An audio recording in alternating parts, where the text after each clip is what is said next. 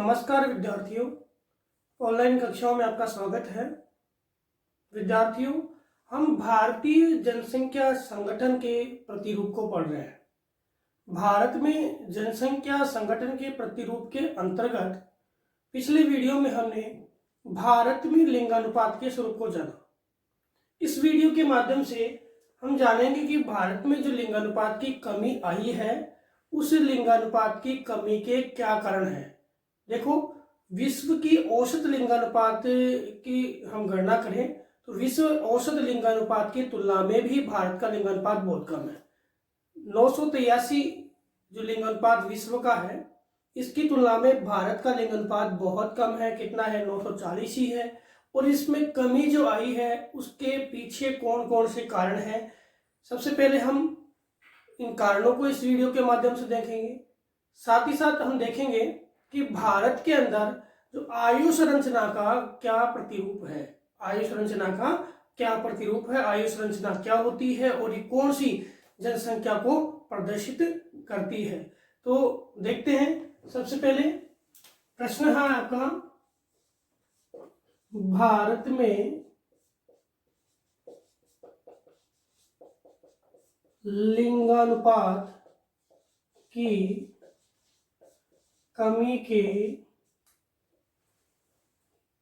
कारणों को स्पष्ट कीजिए। लिंगानुपात की कमी के कारणों को स्पष्ट कीजिए। तो कौन कौन से कारक हो सकते हैं? सामान्य बातें हम भी जानते हैं कि भारत में जो पितृसत्तात्मक समाज है वो एक सबसे बड़ा कारण है लिंगानुपात की कमी का, क्योंकि हमने पढ़ा भी है कि पितृसत्तात्मक समाज है तो पुत्र की चाह जो है वह लिंगानुपात में कमी का कारण है। दूसरा कारण हम मान सकते हैं क्या, कि वैज्ञानिक प्रगति जैसे हुई है तो भ्रूण हत्याएं बढ़ी है, और भ्रूण हत्याएं जो बढ़ी है वो भी जो आपके स्त्री शिशु जो है उसकी हत्या का कारण बड़ा है, और लिंग अनुपात में लगातार क्या हुई है? कमी हुई है। तो एक एक करके इन कारणों को देखते हैं। सबसे पहले हम बात करें कि कौन सा कारण इंपॉर्टेंट है, तो आपके उसी कारण को मैं ले लेता हूं, पितृसत्तात्मक समाज। पितृसत्तात्मक समाज, देखो पितृसत्तात्मक समाज है तो क्या होगा कि पुत्र की चाह होगी, और पुत्र की चाह के लिए क्या करेंगे? हम भ्रूण हत्याएं करेंगे। तो उसके कारण क्या होगा? आपके लिंग अनुपात में क्या है? लगातार गिरावट आएगी। और अगर भ्रूण हत्याएं नहीं करते हैं तो क्या बढ़ जाएगी? फिर जनसंख्या बढ़ जाएगी। अपनी रूढ़िवादिता के कारण क्या है? जनसंख्या वृद्धि होगी या लिंग अनुपात में कमी आएगी। दोनों इफेक्ट आपके सामने नजर आएंगे। इसके अलावा और कौन से कारण? आपके वैज्ञानिक व चिकित्सकीय जो सुविधाएं बढ़ी है उसके कारण भी आए दिन जो महिला या स्त्री शिशु जो है उनकी हत्याएं हो रही है, भ्रूण हत्याएं हो रही है, लिंग जांच हो रही है। इसके कारण भी आपके जो लिंगानुपात है उसमें कमी देखने को मिल रही है, क्योंकि लिंग जांच के बाद जो है वो भ्रूण को क्या करते हैं? नष्ट कर देते हैं, और उसके कारण है लगातार आपके जो महिला शिशु है या जो स्त्री है उनमें क्या आ रही है? कमी आ रही है। तो दूसरा कारण सबसे इंपॉर्टेंट क्या है? वैज्ञानिक और चिकित्सकीय। देखो, वैज्ञानिक और चिकित्सकीय जो विकास है वो सबके लिए लाभदायक है, सबके लिए लाभदायक है। लेकिन इस फैक्टर में देखें, आपके पॉपुलेशन के क्षेत्र में देखें, जनसंख्या के क्षेत्र में देखें, तो यहाँ पर ये थोड़ा सा विपरीत प्रभाव भी दिखाता है। वैसे देखें तो चिकित्सकीय और वैज्ञानिक दोनों विकास जो हुआ है तो देश के अंदर समृद्धि आई है।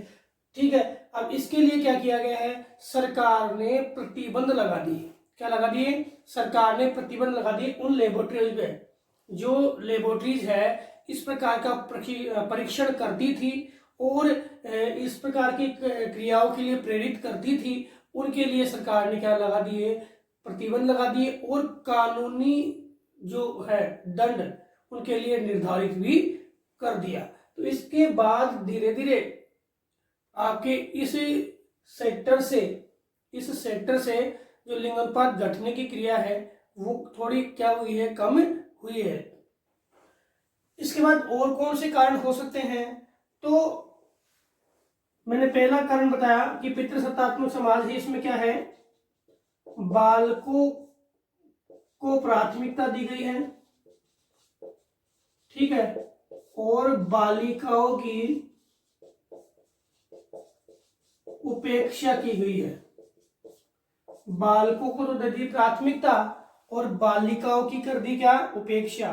तो बालिकाओं की उपेक्षा करने के कारण बालिकाएं हैं वो है अपने अधिकारों की प्राप्ति नहीं कर पाती है, या बालकों का ही सर्वस्व समाज में सुप्रीम रोल होता है। इस कारण भी आप देखें तो लिंग अनुपात क्या है, घट रहा है। मैंने आपको ये पहले एक बात बता दी, आपकी बुक में जो है बालकों को प्राथमिकता और बालिकाओं की उपेक्षा, वही क्या है, पितृसत्तात्मक समाज। और इससे क्या है, कन्या भ्रूण हत्या हो रही है, ठीक है। अब हम बात करें तो तीसरा महत्वपूर्ण कारण है कम उम्र में विवाह होना। कम उम्र में क्या होना, विवाह होना। अब कम उम्र में विवाह होता है तो होता क्या है कि जब संतान उत्पत्ति होती है, संतान की उत्पत्ति या प्रसव, ठीक है, या प्रसव दौरान माता की मृत्यु होने की संभावना बढ़ जाती है। जब कम उम्र में विवाह होता है तो माता की मृत्यु दर है वो बढ़ने की संभावना रहती है। मातृ जो है स्वास्थ्य का पूर्ण रूप से हम ध्यान रखते हैं या इस कारण से नहीं रख पाते हैं, फिर भी ये अधिकांश जो अपनी स्वास्थ्य सुविधाओं के बाद भी ऐसा होता है कि कम उम्र में एक तो प्रसव के दौरान या संतान उत्पत्ति के दौरान क्या होती है, माता की मृत्यु हो जाती है। और ये मृत्यु है वो आपके लिंग अनुपात में गिरावट का कारण बनती है। किसका, गिरावट का कारण बनती है। दूसरी बात, स्त्रियों की आर्थिक स्वतंत्रता। पितृसत्तात्मक समाज है तो स्त्रियां है वो परिवार के ऊपर निर्भर रहती है और उनकी निर्भरता के कारण वो चिंताग्रस्त रहती है कई कार्यों के संदर्भ में। तो कई प्रॉब्लम्स है उनका सामना वह है इकोनॉमिक कंडीशन के आधार पे करती है और इसी के कारण वह चिंताग्रस्त हो जाती है, रोगग्रस्त हो जाती है और असामयिक उनकी क्या हो जाती है, मृत्यु हो जाती है। कब, जब इनकी आर्थिक प्रतनता होती है, क्योंकि उनको स्वास्थ्य सुविधाओं को सही तरीके से प्राप्ति नहीं हो पाती है, स्वास्थ्यगत सुविधाएं उनको नहीं मिल पाती है और आर्थिक संकट परिवार के अंदर क्या है, पूर्ण रूप से अगर मान लो पितृसत्तात्मक समाज है, रूढ़िवादी समाज है, तो उसमें परिवार में स्त्रियों का पूर्ण ध्यान नहीं रखा जाता है। उस स्थिति में क्या होता है कि वह असामयिक मृत्यु का शिकार हो जाती है और यह भी क्या है, लिंग अनुपात में कमी का प्रमुख कारण है। और क्या कारण है, तो और कारण है शिक्षा का अभाव। शिक्षा का अभाव, अब शिक्षा का अभाव है तो ये क्या रहेंगी, परतंत्र रहेगी, ठीक है। समाज में क्या बढ़ती रहेगी, रूढ़िवादिता बढ़ती रहेगी और जो शिक्षा के अभाव के कारण जो है आपके जो स्त्रियां हैं उन पे सामाजिक रूप से मानसिक और शारीरिक दोनों प्रकार की प्रताड़नाएं हैं वो समाज या परिवार के माध्यम से दी जाती है। इस को हम इम्पोर्टेंट माने और ये प्रताड़नाएं किसके आधार पर दी जाती है? रूढ़िवादिताओं के आधार पर। और रूढ़िवादिताओं का आधार है वो क्यों होगा? क्योंकि किसका अभाव है? शिक्षा का अभाव है। इस कारण से जो है बालिका शिक्षा को प्रोत्साहन नहीं मिलता है तो आपकी रूढ़िवादिताएं होगी, और वो जब विवाह उपरांत सामाजिक रूप से, मानसिक और शारीरिक रूप से उनको प्रताड़ित किया जाएगा तो असामयिक मृत्यु का शिकार भी हो जाती है। इसके कारण आपके लिंगानुपात में लगातार क्या आएगी? कमी आएगी। साथ ही साथ आपके बढ़ता नगरीकरण, अब आप बोलोगे बढ़ते नगरीकरण के कारण किस प्रकार से लिंगानुपात में परिवर्तन आता है। तो ये बिंदु मैंने नगरीकरण वाले लेसन में पढ़ाया था, एक बार मैं रिपीट कर देता हूँ इस चीज को, कि जब नगरीकरण बढ़ रहा है या नगरीकरण हो रहा है तो आपकी पुरुष जनसंख्या है वो कहाँ जा रही है? नगरों में जा रही है। पुरुष जनसंख्या कहाँ जा रही है? नगरों में जा रही है। ठीक है, अब पुरुष जनसंख्या नगरों में जा रही है तो आपके ग्रामीण क्षेत्रों में लिंगानुपात क्या हो गया? बढ़ गया। ग्रामीण क्षेत्रों में लिंगानुपात बढ़ गया। कौन से देशों की बात कर रहा हूं मैं? विकासशील देशों की बात कर रहा हूं। विकसित देशों में कौन जाएगा? महिलाएं। ठीक है, और पुरुष है वो क्या रहेंगे? कृषि कार्यों में संलग्न रहेंगे। तो विकसित देशों में महिलाएं नगरों में जाएगी तो नगरों का लिंगानुपात क्या होगा? बढ़ जाएगा। नगरों का लिंगानुपात क्या होगा? बढ़ जाएगा। और मैं बताया कि लिंगानुपात के लिए कौन सी जनसंख्या का स्वरूप इंपॉर्टेंट है? तो आपकी महिला जनसंख्या का स्वरूप ही इंपॉर्टेंट है जो लिंगानुपात को प्रदर्शित करता है।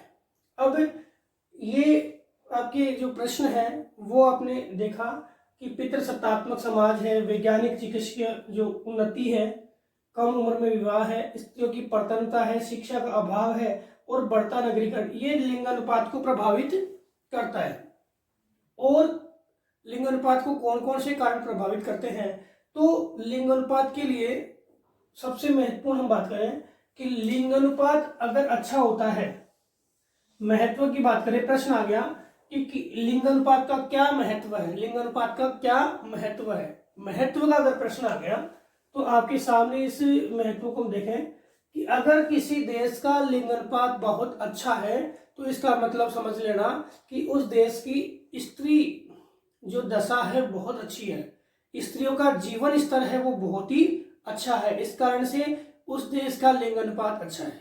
दूसरी बात, स्त्रियों का जीवन स्तर अच्छा है तो वो देश डेवलप्ड है, क्या है वो? विकसित देश है। कैसा है? विकसित देश है। और जिन देशों में लिंगानुपात अपेक्षाकृत कम है तो इसका मतलब है वहां स्त्री जनसंख्या का जीवन स्तर क्या है? निम्न है। स्त्री जनसंख्या का जीवन स्तर क्या है? निम्न है। और स्त्री जनसंख्या का जीवन स्तर निम्न है, इसका मतलब क्या हुआ? वो देश विकासशील है। वो देश कैसा है? विकासशील है। तो समझ में आ गया होगा। प्रश्न आपके 3 नंबर का आएगा। ऐसे कैसे प्रश्न? क्या कि भारत में लिंगानुपात की कमी के कारणों को स्पष्ट कीजिए। और दूसरा मैंने एक और बता दिया कि लिंगानुपात का किसी देश के विकास में क्या महत्व है। तो लिंगानुपात अच्छा है तो वो देश विकसित है, और लिंगानुपात मध्यम या निम्न है तो वो देश विकासशील है, और अल्प है, लिंगानुपात बहुत कम है तो वो देश कैसा है? आपके अविकसित देश की श्रेणी में आता है। इसके बाद अगला बिंदु जो अपने पाठ्यक्रम के अनुसार देखें तो वो है आपका आयु संरचना। देखो इंपॉर्टेंट भी है आयु संरचना, क्योंकि आयु संरचना भी किसी देश के विकास को स्पष्ट करता है। हमने पढ़ा है कि किसी देश में अगर प्रौढ़ और वृद्ध है तो देश विकसित है। किसी देश में प्रौढ़ और वृद्ध जनसंख्या ज्यादा है तो कैसा है? विकसित है। किसी देश में बाल जनसंख्या का प्रतिशत ज्यादा है और युवा जनसंख्या ये आपकी प्रौढ़ ज्यादा है, कार्यशील ज्यादा है तो वो क्या है? विकासशील है। और जिसमें बाल जनसंख्या ज्यादा है और वर्ग ज्यादा है वो कैसा है? अविकसित देश है। 3 कैटेगरी हो गई। ठीक है, तो यह जो जनसंख्या का आयु वर्ग है वो देश के विकास को क्या करता है? सुनिश्चित करता है। अब आयु संरचना होती क्या है? आयु संरचना क्या होती है? सामान्यतः जान लेते हैं। आयु संरचना होती है किसी प्रदेश या देश, मान लो किसी प्रदेश में जनसंख्या की कौन सी कार्यशील, कौन सी जनसंख्या, कौन सी जनसंख्या की जनसंख्या का श्रम शक्ति के आधार पर, श्रम, किसी प्रदेश में जनसंख्या का श्रम शक्ति के आधार पर वर्गीकरण क्या कहलाएगा? आयु संरचना कहलाएगा। किसी प्रदेश में जनसंख्या का श्रम शक्ति के आधार पर वर्गीकरण वो क्या कहलाएगा? आपके आयु संरचना कहलाएगा। क्या कहलाएगा? आयु संरचना कहलाएगा। इसके आधार पर देखें तो हम इसको 3 भागों में बांट देते हैं। किशोर या बाल आयु वर्ग 0 से 14, ठीक है। प्रौढ़ जनसंख्या आपके 15 से देखो, पहले तो क्या था कि भारत का जो जीवन प्रत्याशा सूचकांक था वो 63.9% था, 9 वर्ष था। अब 2017 के अनुसार देखें तो भारत का जीवन प्रत्याशा मतलब लाइफ एक्सपेक्टेंसी इंडेक्स यानी जीवन जीने की औसत आयु, ये भारत की कितनी है? 69.16 वर्ष है। कितनी है भाई? औसत हमारे जो व्यक्ति है उनको हम देखें तो हमारी मृत्यु की आयु है वो कितनी है? 69.16 वर्ष है, ठीक है। इसके आधार पे प्रौढ़ जो आपका आयु लिंग अनुपात है तो प्रौढ़ आयु है वो 15 से 64 मानी गई है। कितनी? 15 से 64। पहले कितनी थी? 15 से 59 थी, 15 से 59 थी। अब लेटेस्ट में देखें तो कितना? 15 से 64 है। अब आपके प्रश्न आया कि सबसे ज्यादा विश्व में कौन से देश में आपके लाइफ एक्सपेक्टेंसी है? तो आपके पहले भी प्रश्न आ चुका है, वो कहाँ है? जापान में। कहाँ है? जापान में। और कितनी है? 85 वर्ष। जापान में सबसे ज्यादा लाइफ एक्सपेक्टेंसी है और वो कितनी है? 85 वर्ष। यानी वहां वृद्ध ज्यादा है, मतलब वृद्ध भी वहां पे अधिक है, क्योंकि यहाँ पे 85% है तो वृद्ध भी है ना। तो और दूसरी बात, वहाँ स्वास्थ्य सुविधाओं का प्रसार है और उन्नत वहाँ का लाइफ जो बोल सकते हैं जीवन स्तर बहुत ही उन्नत है, जिसके कारण ही आपकी लाइफ एक्सपेक्टेंसी ज्यादा होती है। अब इसको हम देख सकते हैं कि कौन से जिस देश में लाइफ एक्सपेक्टेंसी अच्छी है, इसका मतलब उस देश का जीवन स्तर अच्छा है, वहाँ की चिकित्सा यानी स्वास्थ्य सुविधाएं बहुत अच्छी है, लोगों को खान पान रहन सहन की बड़ी अच्छी सुविधाएं मिलती है, ठीक है, और संसाधनों का अभाव नहीं है। इस कारण से लाइफ एक्सपेक्टेंसी क्या होती है? ज्यादा होती है। अब प्रौढ़ के बाद में वृद्ध, तो वृद्ध कितने? 64 से 63 से ऊपर आयु वर्ग जो है वो क्या है? वृद्धों का माना जाता है। अब हम बात करें हमारे आंकड़ों की कि 2001 और 2011 दोनों ही आंकड़ों को हम क्या करते हैं? कंपैरेटिव यानी तुलना कर लेते हैं दोनों आंकड़ों की, 2001 और 2011 के अनुसार। तो 2001 के अनुसार देखें तो आपके 35.6% आपके क्या है? किशोर आयु वर्ग है। कितना? 35.6% आपके किशोर आयु वर्ग है और 58.1% क्या है? प्रौढ़ है और 6.3% आपके क्या है? वृद्ध है। 2001 की तुलना में हम 2011 में देखें तो 29.5% तो आपके हैं किशोर, 62.2% है वो आपके 5% है वो आपके हैं प्रौढ़ और 8.4% है वो आपके हैं वर्ग। कितना? 8.4% क्या है? वर्ग। अब एक चीज आप सामने देखें कि 35% से 29% यानी 29.5% किशोर जनसंख्या का होना, यानी जन्म दर में भारत में 2001 की तुलना में 2011 में क्या हुई है? गिरावट हुई है। 2001 की तुलना में 2011 में भारत में जन्म दर में क्या हुई? गिरावट हुई है। दूसरी बात, प्रौढ़ जो है आपकी आयु, प्रौढ़ आयु की बात करें तो भारत में प्रौढ़ आयु बढ़ी है। प्रौढ़ आयु बढ़ी है यानी कार्यशील जनसंख्या हमारी बढ़ी है। साथ ही साथ वृद्ध जनसंख्या भी बढ़ी है। क्यों? क्योंकि भारत में चिकित्सा का प्रसार हुआ है और जीवन स्तर में लोगों की सुधार आया है। अब भारत की जनसंख्या की बात हम करें तो यहां दिख रहा है कि हमारी जो जनसंख्या है उसमें एक तो आपके किशोर का और एक प्रौढ़ का प्रतिशत क्या है? ज्यादा है। ठीक है, तो यहाँ किशोर का प्रतिशत ज्यादा है, इसका मतलब हमारे निर्भर जनसंख्या ज्यादा है। यहाँ पे देखिए, यहाँ प्रौढ़ में भी है, वो सीमांत, अभी पढ़ेंगे सीमांत, और दो भागों में इसको प्रौढ़ को बांटा, एक तो सीमांत कार्यशील और एक मुख्य कार्यशील। सीमांत कार्यशील को बांटा कि कितना? आपके 45 से 36 से 50, या आपके 15 से 34 और 35 से 64। ठीक है, ये आपके मुख्य और सीमांत कार्यशील जनसंख्या का प्रतिशत है।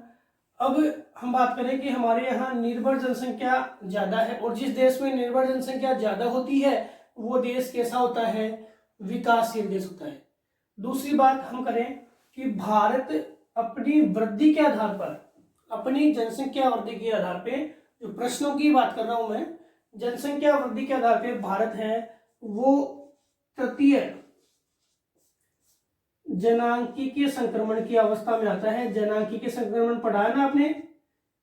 जनांकीय संक्रमण है जनसंख्या के विकासात्मक स्वरूप को बताना, यानी आपके जनसंख्या के भविष्य को बताना। तो भारत है वो उच्च जन्म दर और निम्न मृत्यु दर, यानी भारत वर्तमान में कौन सी एज में चल रहा है? विस्फोटक वृद्धि वाली में, विस्फोटक वृद्धि वाली में। तो विस्फोटक वृद्धि है वो कौन सी अवस्था है? तृतीय अवस्था। तो एक प्रश्न आपके क्लियर होना चाहिए यहाँ पे कि भारत कौन सी जनांकीय संक्रमण की अवस्था में आता है? तो तीसरी अवस्था में आता है। अब पूछ रहा है कि भारत का पिरामिड कौन सा बनता है? इसमें पिरामिड कौन सा बनता है? तो पिरामिड की बात मैं करूं तो आपके पिरामिड में देखें तो जन्म दर हमारी हाई है, जन्म दर हमारी हाई है। और यहाँ देखें तो ये स्त्री जनसंख्या, पिरामिड में ध्यान रखना, इधर पुरुष जनसंख्या होती है। हमारी जन्म दर ज्यादा है, जन्म दर क्या है? ज्यादा है। तो आधार क्या होगा? ज्यादा। आधार क्या होगा? ज्यादा। तो आधार ज्यादा है और आपका शीर्ष क्या है? छोटा, क्योंकि आपके वृद्ध लोग ही भी कम है, वृद्ध लोग आपके क्या है? कम है, और आपके ये ज्यादा है। कौन है? आपके जो निम्न जनसंख्या वाले अपने ज्यादा है, तो वृद्ध लोग कम है, निम्न जनसंख्या वाले ज्यादा है। तो पिरामिड का आकार कैसा होगा? तो आपके प्रश्न आ जाए बोर्ड में, अगर प्रश्न आ जाए कि भारत की जनांकीय संक्रमण के अनुसार देखें तो भारत का पिरामिड कैसा आकार का है? तो भारत का पिरामिड आपके त्रिभुजाकार आकार का है, जिसका आधार चौड़ा और शीर्ष सकड़ा है। आधार चौड़ा और शीर्ष सकड़ा है। तो कौन से आकार का है पिरामिड? आपके त्रिभुजाकार का है। एक प्रश्न तो ये ध्यान रखना कि भारत में निर्भर जनसंख्या ज्यादा है, इसलिए भारत कौन सी कैटेगरी में आता है? विकासशील में। ठीक है। दूसरा प्रश्न यह ध्यान रखना कि भारत है कौन सी अवस्था में आता है? तृतीय अवस्था में आता है। कैसे आता है? क्योंकि हमारी जन्म दर अधिक और मृत्यु दर कम, यानी हम विस्फोटक वृद्धि वाले काल में चल रहे हैं। तो ये हमारा तीसरा अवस्था का काल है, यानी तृतीय जनांकीय संक्रमण की अवस्था में हम लोग आते हैं। तीसरा क्वेश्चन आपके कि भारत की जनसंख्या है फिलहाल जो चल रही है वो किस प्रकार की पिरामिड का निर्माण करती है? तो आपके त्रिभुजाकार पिरामिड का निर्माण करती है। कौन से का? त्रिभुजाकार पिरामिड का निर्माण करती है। समझ में आ गया? अब हम बात करते हैं कि जो भारत की जनसंख्या है इसमें क्या क्या परिवर्तन, मैंने परिवर्तन समझा दिया कि 2001 में आपके 35.6 29.5, इसी प्रकार हम देखें तो 0 से 14 में 1991 में जनसंख्या कितनी थी, तो 1991 के आंकड़ा और देख लेते हैं जो बुक में दिया हुआ है। वो जनसंख्या थी 36.6%, कितनी थी, सॉरी 36.5%। 1991 में कितनी थी, 36.5%, और 2001 में 35.6 और 2011 में 29.5%। अब आपके सीमांत और मुख्य मैंने दोनों बता दिए, सीमांत और मुख्य।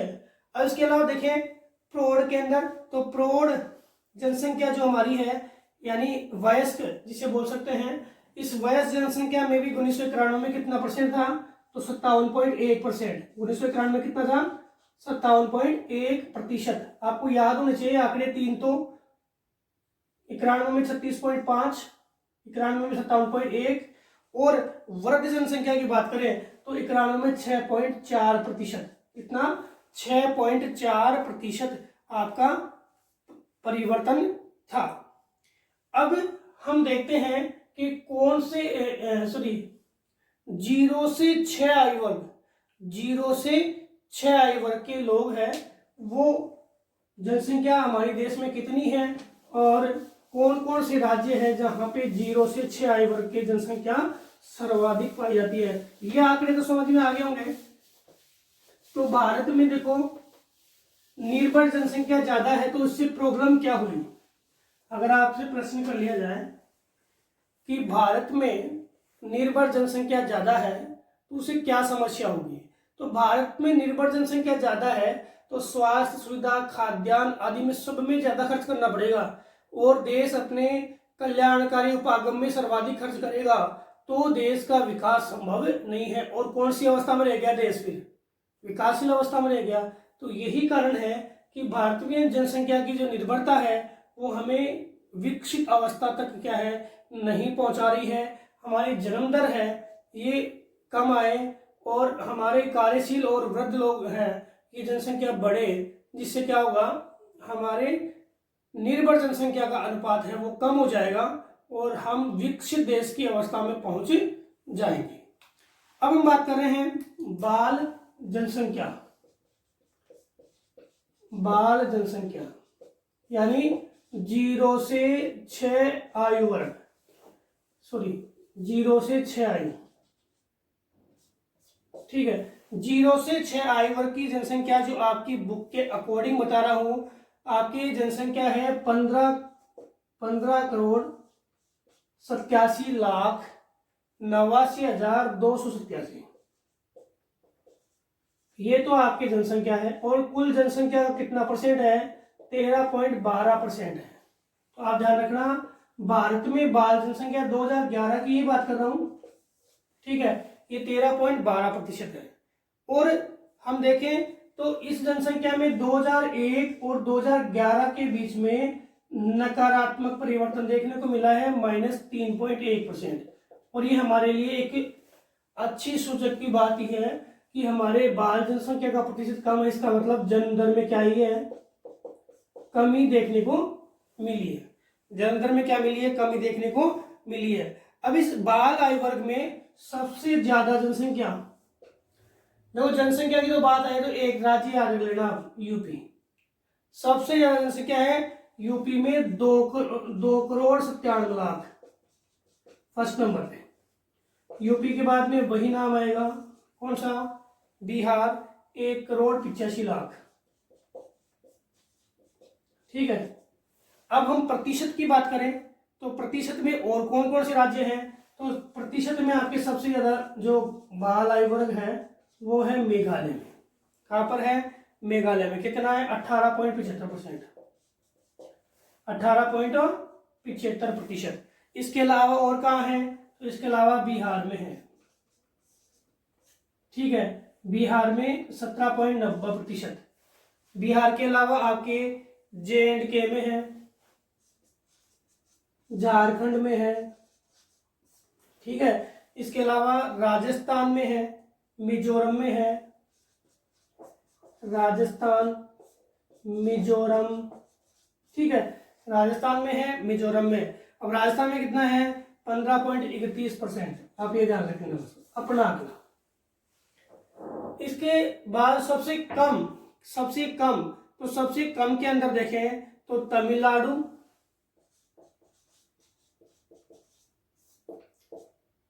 क्योंकि नगरीय जनसंख्या ज्यादा है, ठीक है, तो तमिलनाडु में है 9.56%। फिर केरल में है, और तीसरे हम केंद्र शासित प्रदेश की बात करें तो तीसरा जो प्रदेश है वो कौन सा है? गोवा। इन तीन में है जो आपके बाल आयु वर्ग कम है, इनमें आपके बाल आयु वर्ग ज्यादा है, बिहार में और यूपी में तो क्या है? जनसंख्या। मेघालय में, बिहार में, JNK में, झारखंड में, राजस्थान में, मिजोरम में, इनमें क्या है? आपके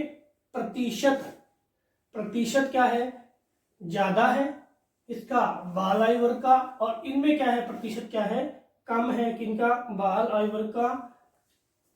भारत में बाल आयु वर्ग का प्रतिशत कितना है? कुल जनसंख्या का 13.12। इसमें कितनी कमी हुई है? 3.8% की क्या हुई है? कमी हुई है। तो विद्यार्थियों, इस आधार पर हमने जाना कि भारत में जो आपके आयु संरचना है, उस आयु संरचना में देखें तो सबसे ज्यादा जनसंख्या आपकी कौन से में है? प्रौढ़ में। सबसे ज्यादा जनसंख्या किसमें है? प्रौढ़ में। और प्रौढ़ के बाद किसमें आती है? बाल में या किशोर में, और उसके बाद में किसमें आती है? वृद्ध में। यह आपका आंकड़ा है, ठीक है। अब ये बाल या किशोर जनसंख्या में लगातार आपने 3 दशकों का देखा तो कमी आ रही है, वृद्ध में देखा तो 3 दशकों में वृद्धि हो रही है। इसका मतलब जन्म दर हमारी कम हुई है, जन्म दर भी कम हुई है, और मृत्यु दर भी हमारी क्या हुई है? कम हुई है, जिसके कारण वृद्ध जनसंख्या में क्या हुई है? प्रतिशत में वृद्धि देखने को मिली। अब आपके महत्व की बात आए तो आयु संरचना का क्या महत्व मैंने बता दिया, अभी स्टार्टिंग में बताया था, एक बार रिपीट कर लेते हैं कि जिस देश में आपके वृद्ध और प्रौढ़ ज्यादा है वो विकसित है, जिसमें आपके बाल और वृद्ध ज्यादा है वो आपके अविकसित है, और जिसमें आपके प्रौढ़ और बाल ज्यादा है वो विकासशील है। तो भारत कौन सी कैटेगरी में आ रहा है? विकासशील अवस्था में आ रहा है। तो विद्यार्थियों, हमने आज लिंगानुपात है, लिंगानुपात में कमी के कौन कौन से कारण है वो जाने, साथ ही साथ हमने जाना भारत में आयु संरचना। अगले वीडियो के माध्यम से हम साक्षरता के बारे में पढ़ेंगे। धन्यवाद।